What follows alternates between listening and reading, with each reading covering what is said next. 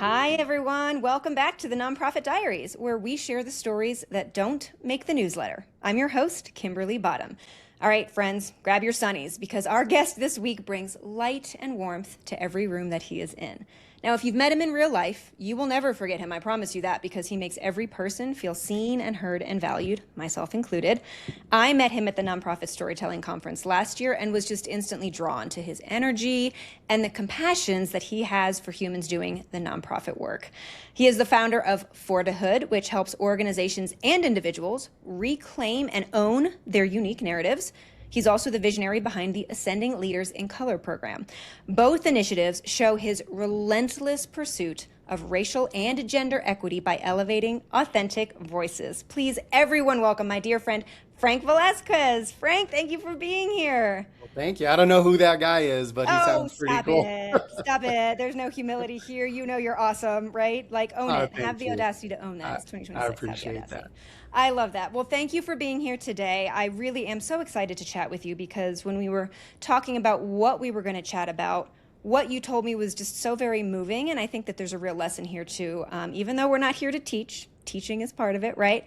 Right. So people can learn through your experiences. So first and foremost, let's set the stage for the diary entry. You dedicate yourself to help people elevate their own authentic voice. How exactly do you accomplish that? Yeah, so I feel like my calling for 2026 was to do that. So often we talk about ethical interviewing, ethical consent, ethical storytelling overall. But a contract that I have currently was to help a group of folks with the lived experience of having food insecurity, whether current or in the past, tell their own stories authentically, tell their own stories without harm. So I feel like that's what's been my calling this year. So that I feel is like that added angle of any organization who's using their clients to tell their own stories in front of groups. That's where I would come in and help them shape those stories, tell their stories on their own terms, in their own voice, and in their own way, and with their own agency.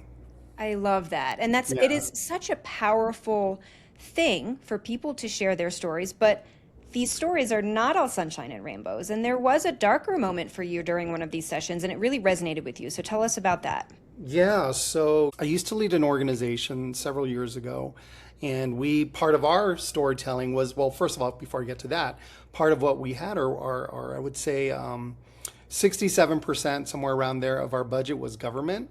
And so we often had our clients who were students who were in job training programs tell their stories in front of elected officials or in big venues, so that they could share their stories because we wanted to make sure that the government, that the elected officials knew that they were spending their money wisely. And Right. so we would have these stories. And so I remember one particular moment, and you mentioned a darker moment. I will be honest, at the time, I didn't feel it like it was dark, but I knew something was off. And so anyway, so we had our person. I helped her with her story prior to the event. I remember we were like in a basketball gymnasium of sorts. I remember it was a lot of fluorescent light, but a big gym, very noisy. They had a stage. We had elected officials in front, as well as an audience of other folks that wanted to come to this particular event. She tells her story and gets applause. But what I remember most is when she turned around and then went immediately into my chest because I was standing behind her and just like heave crying. And Oh, so that told me a lot. Like she wasn't ready to tell her story. And I honestly do feel that we didn't pressure her, but we gave her financial assistance. We gave her case management. I know I feel like she probably felt an obligation to absolutely. tell that Yeah. story. And that sticks with me, and I don't want anybody to have to tell their story where it's still very close or elements of that story is still so close that they cry. And so this project that I told you about at the beginning is we remind our participants in that council who've had the lived experience of food insecurity is that they can keep the parts of their stories that are theirs and that are not meant for public. Maybe in the future, they can use that element, but I'm very, very clear now on no, you do not have to share every one of those dark moments with strangers. Share what you want to share and keep what you need to keep. Yeah, because I'm sure they don't even realize when They they, like don't? you said, there's definitely not any intentional pressure, right, from anybody that's probably doing this kind of storytelling work. Yeah. But it's hard to also step into their shoes and say, okay, if I was them, the kindness that you're showing them, the resources that you're providing them, there is sort of this unspoken obligation that they want to do really well for you, and sometimes they take advantage of themselves Yeah. when they do that because they want to do right by you. So Right, I right. really feel that again, there was no ill intention here, but the fact that you kind of made that realization, it's got to have changed the way that you shape those experiences moving forward now. Oh, 100%. And so it's, we can probably, when I say we, I mean like nonprofits, we can probably let ourselves off the hook by saying, well, we didn't intend that, but we shouldn't let ourselves off the hook. I think No. that's our responsibility is like, Right. we should be thinking about those elements of like chess, three, four moves down the table, Hmm. and really think about what we're asking. And I can go into a million different directions with this, but I mean, similarly, I had a story where I asked somebody, "Hey, can we use your real name?" And we shouldn't have, So Right. going forward, it's like you don't put that pressure on somebody else because what do they know? They're going to say, "Oh yeah, you can use my name," without thinking of the Hmm. consequences or other things that might come up. So yeah, it is our responsibility, even if it's with good intentions, it's our responsibility to make sure that those things don't happen.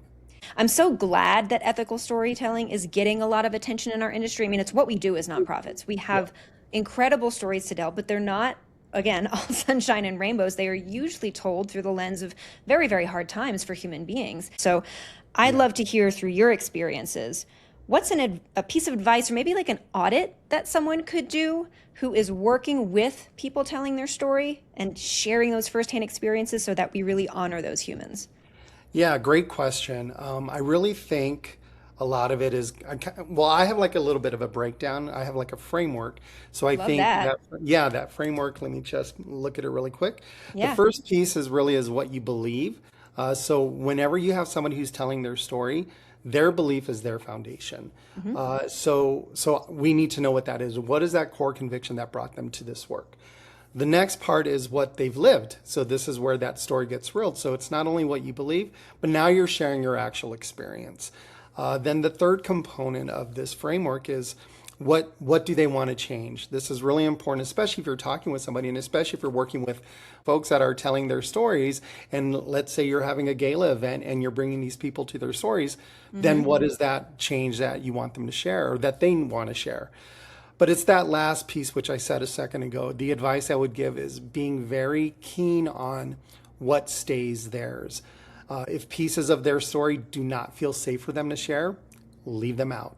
Hmm. We make very clear that they control what they say, not anybody else. Their boundary is their power. And I think that's probably the most important advice is just to be clear on what they want to share and what they need to keep inside. Yep. And I think creating the space for that is even just going to help that person feel very empowered to be comfortable in the way they tell their story, right? Because a lot of times we're moving at the speed of light. Like you said, we're planning a gala, they're part of it. Like we can get really lost in the bigger picture. To take the 5 to 10 to 15 minutes to sit down and go, I want you to know that this is your story. How do Yeah. you feel about this?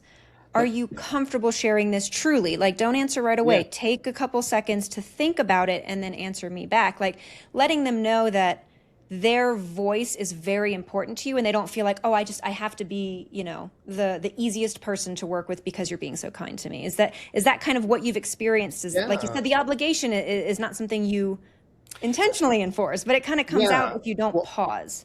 I think yes, and to add to that, I think we know this as storytellers. If you like movies, if we like good songs, whenever, however that looks like a book, a good book, Hmm. it's very tempting to tap into every one of those emotions to have an effect on your audience. I mean, it's very tempting to do that, but Hmm. it's our responsibility, or I should say, and it's our responsibility when we're working with people who are very close to the trauma that we don't have to go that way. We can still tell a very strong story without re-traumatization. And I think the younger Frank, when he was working at that nonprofit, felt like we needed to get that story that got people to move. But when it's done in a manipulative way or in a harmful way, that's not the right way. And I think that's where we have to come to terms with that, because I have seen, especially with the contract that I have right now with this group, they're telling powerful stories and they're holding close to what matters to them, meaning they're not sharing every single piece. So that to me again is, in addition to what you say, is that let's not get tempted into telling the 100% emotional story. If we know it's going to harm somebody, we need to make sure that we're responsible. Thank you for providing that story, that experience, the framework. That's super helpful, I think, for people moving forward. Yeah. And I really, really hope that we get to talk to you again as you kind of go down this path and learn more about how ethical storytelling should be shaped moving forward. Because again, I don't think this is like a trend that's going away anytime soon. It's something that we all really need to lean Well, very I hard appreciate into. the platform, and I appreciate you capturing these types of conversations in your podcast, because I think they're important. So thank you. They are. Oh, well, I am happy to be here. Are you kidding me? My job is to just tell good stories and connect people. Like, it's a dream. I'm telling you, sign me up every day. So thank you for coming, Frank. Thank everybody on the other end for listening. I cannot wait to see you all again for the next Nonprofit Diaries episode coming up. And if you have your own story to tell, please, there is a link for a form in the description. Fill it out. We'd love to have you on the podcast. Frank, thanks for being here. Yay. And we'll see Thank you guys you. next time. Thank you.